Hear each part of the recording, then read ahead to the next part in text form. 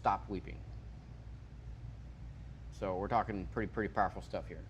Another good thing is if someone pours a new slab, there's something called the green window, which is basically, so when your new slab goes in, you have 28 days to cure before they can do structural or anything else. That's what they talk about the cylinders. They do the tests. After 28 days, they know not only is it finished curing theoretically, or it should be, then they can do the 28-day break and see what the actual compression strength is. You can speed that window up for coatings specifically, not for structural. Again, I'll say it, not for structural. The structural building on the slab still needs to wait to 28 days, but you no longer have to wait to coat the floor. You can do that in 5 days. So they put the slab down, you spray it, you can come back in 5 days and put your coating down. Grind it, whatever you gotta do. Again, they still cannot put I-beams and build a house on it until 28 days. It's also good for efflorescence, stuff like that. So if you have like, let's say it was raining and there's like, or let's say I show up on a job and I see some white residue. I'm like, oh, what is that? There's a couple things. It could be, you know, it could be ASR, it could be efflorescence. It's whatever it is. It's probably moisture, and I don't like that. That's not good. So I'm gonna put vapor lock down. I'm gonna clean it up first, but I'm gonna put vapor lock down to mitigate that issue. And then I'll continue with my coating and everything else. If you think the floor is super, you know, sealed or whatever, you might want to open it up first and then put this vapor lock down. And that way the pores are open and actually get into it. If the floor is sealed, I mean, you're not going to put this down and try to get through the sealer. Let me see here. So hairline cracks, joints, cut lines, large patches. You can kind of mix and match your repair material. I'm going to give some recommendations though. So your hairline cracks, fast crack is my favorite. It's very low viscosity. It's very like watery. So you just mix the two together. It's 1-to-1, and you just pour it into the crack. All right, it's going to be like 20 minutes, and you can grind it. So basically, if it's a hairline crack, it's going to dive down in there, and you're going to have a puddle on top. Try not to leave a huge puddle. If you have another hand, you can go behind you and scrape it, because the bigger the puddle, the more you got to grind, and that stuff gets really hard. But it's 20 minutes, and you can grind it smooth, grind it flat, cracks fixed. You said someone behind you kind of like feathering it out, just flatten it? Yeah, so I mean, it's like, let's say you put it in a ketchup bottle and you shake it up. I mean, you got like seconds to get it out. So boom, and I'm gonna end up leaving, and it might even start going before, you know, I'm gonna have excess regardless. So if someone's behind me cleaning it up and making it nice and flat, then I just gotta skim over with the grinder. You know, but if it's by myself and I'm like just squirting it in, I kind of push it around, make sure I get it on the cracks, and I have like mounds of it everywhere, puddles, I'm gonna have to grind that, it's gonna suck. So scraping it is the key. And it's my preferred method for crack repair. It is super quick, super easy.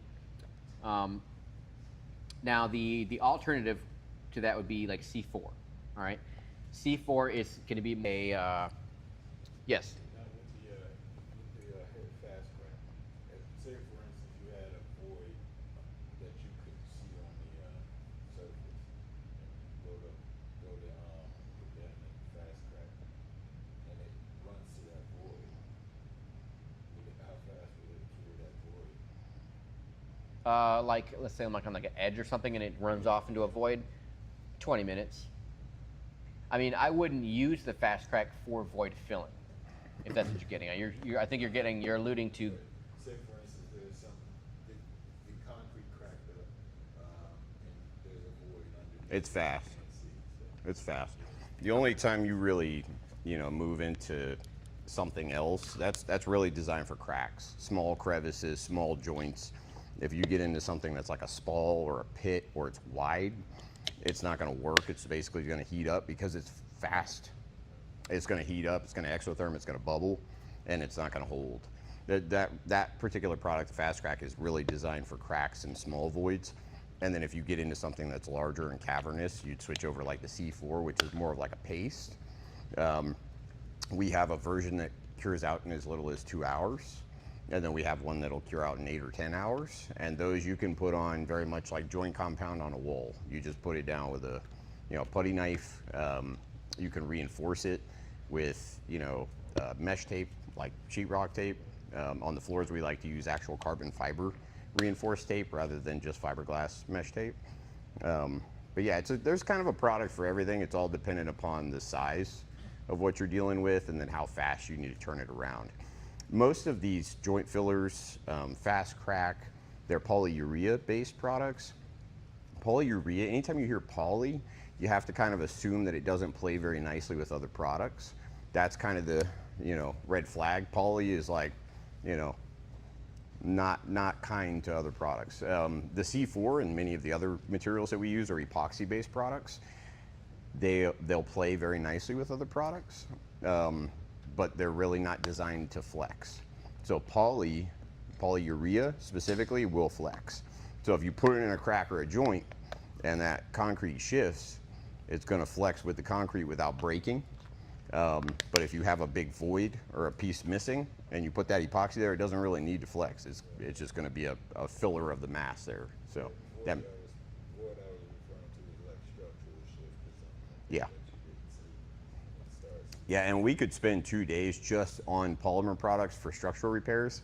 I'll get, every so often I get like a picture of a 100-year-old slab that's got 1,000 bolts in it, and it's got, every cracked size, joint, missing pieces, entire shoulders that are broken, which are like where the slabs come together and intersect with joints. The whole shoulder's broken. It's like, that's a different product, that's a different product, that's a different product. So really what you'll do is as you go through your jobs and you become acquainted with these products, you'll just kind of understand that like once it gets this big, you're using this product, and then once it gets this big, you're using that product. And it's actually a product called Armor Hard that you can rebuild, concrete with. You could take that whole shoulder that's broken out and form this stuff, and it will polish, it does everything. So there are probably 1,000 different ways to skin that cat. The majority of what you're doing if you're getting into covering it up with a coating is fast crack or C4. It's usually where it kind of gets down to business. And then as you get into, gigantic large fixes where it is concrete that you have to replace, you're going to use something that's cementitious based rather than something that's polymer based, which are these types of products. So because you're not really worried shrinking or swelling, you're more so just worried about the structural integrity of it. So you can keep going. I was just catching up on your PowerPoint. You're good. That was the next part of the PowerPoint. Yep. Like exactly. I guess that rolls us right into Cabasol. So Cabasol is a thickening agent. So you have your fast crack, super viscous or low viscosity for like hairlines. It can dive down in there. Your C4 is like Vaseline, like a paste, trowel it in or putty knife it in, and then you have your Cabasol, which basically you can put into MRAP and make it how thick you want it to be. So which is you could do the same thing as C4 with it, but on a larger scale, if that makes sense. So if I have a whole bunch of trowel joints, like a lot of it, and I'm putting an MVB down, I'm like, this floor probably has moisture issues, that's why I'm putting MVB. I'm gonna make sure I profile. So let's say this is the joint here. I'm gonna make sure I profile not only the slab, but the side walls in that joint. And then I'm gonna take my Cabasol and some MRAP. Now, to measure it first. So I'll take my 2 measuring buckets, pour out my A, all right, 2 parts A, 1 part B, and then I will add the thickening agent. Don't add the thickening agent and then measure out your part A, because you have displaced that volume. And then your ratio is off. So I'll measure it out, make it nice and thick. The B is pretty thin, so it's gonna thin it back out. So I'll make this like extra thick. Mix that up, and then I'll trowel that in all the joint lines. And now, so the reason I say you do an MRAP is because why would you put, if I'm planning on putting an MVB down, why would I put anything that's not MVB under it? So I actually had I'm not gonna say who it is, but I had, this is years ago, a company was telling me, I was like, oh, I got a soft floor coming up, what kind of primers do you have? So I can kind of fill up some of these voids. I didn't know about grouting yet, which we're gonna talk about in a minute. Grouting is like filling, if there's voids everywhere, you can grout. And I was like, I need to do like a skim coat or a primer. What do you have that can go under the MVB? And he's like, oh, just use the water-based epoxy. And I'm like, well, why would I put a water-based primer under my MVB? Like it doesn't. And he was like, "Oh, that's fine." I'm like, "Are you sure that's fine?" He's like, "Yeah." And I was like, "That doesn't sound right." So, now that I'm here with this company, I learned that was correct. That's definitely not the thing to do. So, if you're gonna put anything under an MVB and you still want to have an MVB, just use MVB. So if you thicken the MVB, it's still MVB. It's not going to be as it's not going to have the same efficacy. So I'm not going to thicken it and then put it out on the floor. But if I'm filling a joint, I'm just going to thicken MVB and put the MVB in that joint. And we're talking like the big trowel joints. Let's say I'm doing a metallic and this whole floor has joints all in it. I'm going to thicken MVB and just trowel it in there, the whole thing. And then if I'm overfilled, I'll just grind them flat. And then I'll drop my MVB down the whole floor, right over that. So, I mean, in some cases, you don't even need to let that totally cure. You let it thicken up a little bit and you drop your MVB on it. It's MRAP on MRAP. So, I mean, you're totally good. Any questions on that? So just to be clear. Yes. My garage has two control joints in it. Correct. As you said, as a vertical, as a horizontal control. They want to seal it. We're not going to go with this. We're going to go with metallic. What you're saying is thicken the MVB, trowel it in, and Correct. thickening it with Cabasil. capstone. Cabasil. It's fumed silica. It's a white powder that you just put into it. I mean, it's gonna make a lot of dust, so wear your mask. Sure. But you just scoop it in there and then stir it up. Stir it up, pour it into the crack. And you said profile. Yeah. So you want to I'm take running my blade through there. if you have a okay. if you have a cut line, something like this will get down in there. I actually have seen cut lines that were actually this thin. Sure. They're pretty awful, but they're pretty rare. And then if you have a joint line, there's another version of this that's like kind of sloped like this, and it has diamonds all down the side of it. Perfect for that. You stick it down there, and you profile the sides, and basically you're bonding mechanically to the whole thing. Correct. So I profile my control joints, thicken it, and then trowel to thicken it over. I mean trowel to fill it, just like if it was a drywall joint or something. Correct. Okay. Yeah, and if you need to, you can, like you say, you could put mesh tape in there or whatever you need to do. Okay, I can run my mesh tape along it. Okay. There are actually a lot of people that want to just take MVB and run it over the whole floor thin first, let it like run down inside their joints, let it just kind of soak in and saturate the whole thing, and then they take their MRAP and they take the thick and they put it down inside of there. The risk you run into is, and we'll talk about recoat windows a little bit, the risk you run into is every product has a chemical recoat window, okay? And we'll get in depth, so don't let it confuse you if you don't catch me on this first one. I briefly went over it. Yeah, so every product has this chemical recoat window, which means that when I put that epoxy down, even though it's hard enough to walk on after 12 or 18 hours, I can actually put additional epoxy down on top of it, and it will bond to it and stick to it as long as I catch the recoat window. If it hardens up and it chemically shuts itself off, and I put more epoxy on top of it, it's just gonna peel off, right? So you just have to know what your recoat window is, because if I take the MVB and I put it across that whole floor and all the joints and everything, and I miss that recoat window, and then I come through and I try to like paddle that stuff in the joint, and that recoat window is closed off down inside that joint, I now have to get in there and cut all, not just the bottom of the joint, but the sidewalls. So I've got to cut the joints bigger. So you just got to know, if you're going to do something, you got to know the product, you got to know how to follow through with it. And if you miss your recoat window, then you're going to go backwards to go forward. But it is the right way to do it, because what happens is that thinner product actually gets down there and it kind of like clams up all the pores, it fills all the weird little cracks and divots, and then you get in there and you fill the space. Oh, it's like a primer base. Yeah, and 9 times out of 10, there's never really a right answer whether it's thicker or thinner in those situations. You know, some people like thinner, they want to grout coat their floors, they put a bunch of solvent in it, thin it down, and or maybe they just run it straight and they grout coat, and then some people say, hey, no, thicker is the answer. If you guys are familiar and you've seen these floors out there, you'll know, especially if you're on these Facebook groups, you know, the key or kind of signal to an inexperienced installer is you come across one of the posts, and the post is like 1 million holes in the product all over the floor. There's 1 million little holes all over, and they go, this product sucks. It's like, you know that guy doesn't understand grouting his floors, filling his voids, because what happens is that product goes down and it basically covers all of those pores and voids, and it starts getting hot, and then it erupts and it exotherms and it creates a blister. So it's not fault of the product, it's really truly fault of the style of putting it down. So there are so many different ways to do it. You know, there's a specified way to do this, and then there is, you know, everybody's way. I personally used to just kind of, you know, hey, I'm going to thicken up MVB, I'm going to flash it out, I'm going to hope for the best, or I'm going to put fast crack in it, and, you know, that'll be enough. And then you get a call, you know, the very first winter where it's cold outside and that slab, you know, starts contracting, and all that product you put in there shows, it telegraphs through. So we got a perfect metallic in June, and I'm like, oh, look at this, it's a beautiful floor. They write the check, you're good to go. December, they're like, hey, I can see this ravine all the way down my floor, right? Well, 9 times out of 10, next June, call me. If it's still there, I'll come fix it for you, because what's gonna happen is it's gonna get warm, it's all just, and it's gonna go back to the way that it used to be.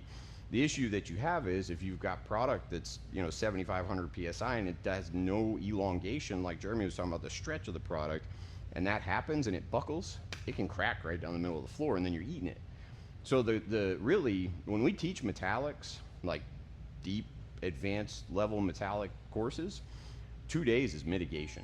We show all of the techniques that will save you along the way. And truly, I'll kind of steamroll between him and I. We're going to steamroll a whole bunch of information. And when you guys leave tomorrow, you're going to be like, holy smokes, man. Like, if I don't know if I can retain all that. As long as you get half of it, you'll be in good shape.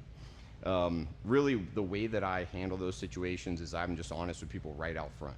You want a beautiful seamless floor? Great, I'll give it to you.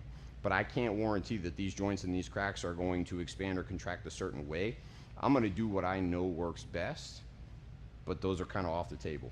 You know, you see probably 99% of those floors out there, people just send it and they go, good to go, man. You know, and you never see the after effect. You never hear about the callbacks and the failures and the issues, and they just take the picture with the sneakers, and, you know, that's that. So it's we hear about it, you know, because people basically say, hey, there's an issue with your product. It's like, no, you know, let's go back to square one, which is you have to let people know there are great products for many things, but concrete has a mind of its own. And as he's probably already talked to you guys about, there are so many variables to concrete slabs, it's insane. It's insane. Depending on the humidity and the dew point and the temperature in the day, they're gonna pour a slab a certain way. This particular building actually has 3 different slabs. They were poured at 3 different times. And you can see it as you walk through the polish. You can see that that whole entire raceway, the walkway in the front there, has a whole bunch of rich aggregate stone. And this doesn't over here, but this does over here, and this is more porous up there. It was all dependent upon not only how and when they poured the slab, but how they actually raked the aggregate and where they left off of the slab.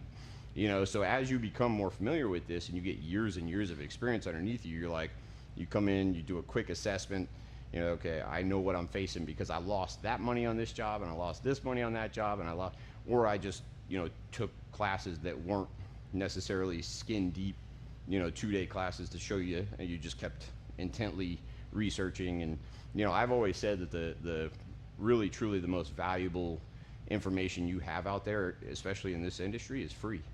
It's free, but you can't rely on ChatGPT, because it'll tell you if you put an A down and you forget a B, that you can put a B down and just like mix it around and it'll harden out. I've actually seen that work for some people, but it doesn't work, you know. Don't the do majority it. of the time, don't do it. Don't do it. that. So ChatGPT and Google may not steer you the right way, but I will tell you where you can learn. You can learn in the depths of the forums of the guys that are out there having the conversation. And as long as I tell my guys the same thing, you know, we sell products for a living, we teach for a living, we, you know, if somebody's trying to sell you something, you know, they're probably trying to sell you something because there's a commission attached to it. I tell my guys 100% straight up, you know, you do not have to plug our business. If you are out there answering questions, there are many eyes on you, and you will be identified real quick if you know what you're talking about. And if you start really paying attention to the comments on a lot of these posts that are out there, you'll see, you know, kind of reoccurring answers to each problem, and that's a really good way to learn and not cost yourself your business. You know, we see every year a mass influx of people, and over the last, you know, 7 years, it just grows every year even more, where, you know, there's this big bottleneck of everybody trying to get in, and it's like, man, this is great money, and I'm going to get in there and I'm going to do this. And then like September hits, or really it's mid-August, because the slowest season is mid-August. It always is. It's like August is just a really traditionally slow month, and you see everybody selling their trailers and stuff off. It's like, then, you know, new people come in and they go, what's wrong? You know, is there something going on here? And it's like, those guys did not consider, you know, that this is it's a learning experience, and every job is a learning experience. And if you go on and you listen to our podcast on our YouTube channel, we talk with many of the guys that have been in this trade for 20 years. And, you know, they highlight and touch on, you know, not just how to install the job, but truly how to bid the job, and when to take the loss, and when to, you know, kind of surrender the margin. You know, if you can trade potentially a very valuable learning lesson to, you know, a lot of money in your pocket, you're going to save yourself a lot more money down the road, you know, if you're more willing at the beginning to learn. And that's a service that we really try to offer, you know, through here in our distribution company, is trying to get out there and you know, be the resource in the back of people's, you know, pockets, because you're going to have a million questions when you go out to do this stuff, and you are going to screw up a mix, and you're going to lose you know, your ass on a job. It's going to happen, you know, and that's how you learn, and you never do it again, you know. So we're going to try and help you from doing that. But like those metallic classes, man, it's like 2 straight days of just mitigating. We show people how to, you know, think about the cracks, the drafts under the doors, how to, you know, tape and plastic the HVAC systems, how to, you know, make sure that your customer, if you do a basement metallic and they got a rear door access and a whole bunch of windows in that basement, and you get down there and you tell your customer, all right, we're going to lay this thing, you cannot go in your basement, you know, until we're done.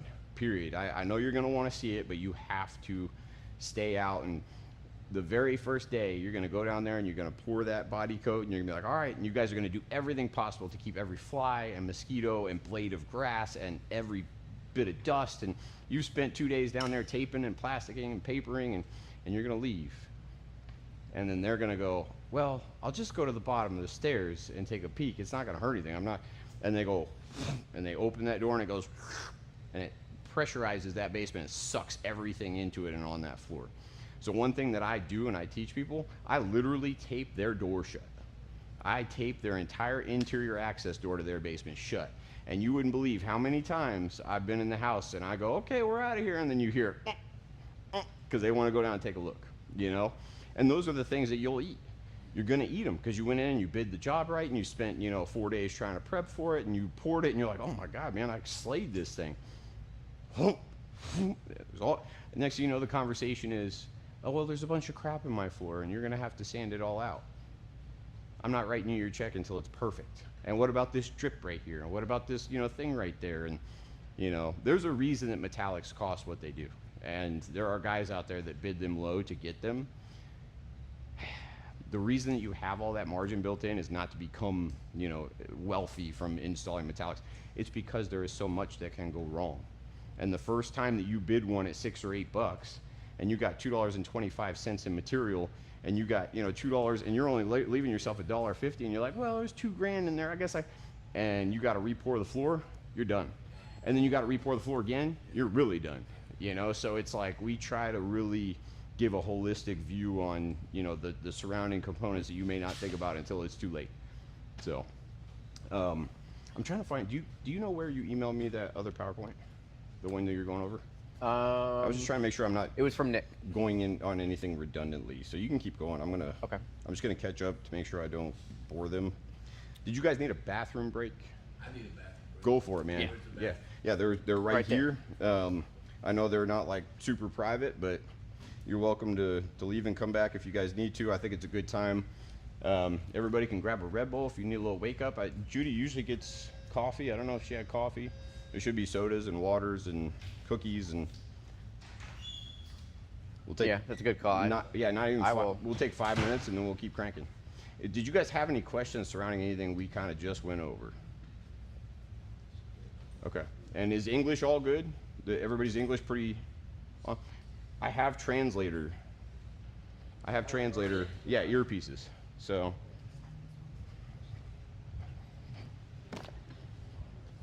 I try to keep a couple around just in case.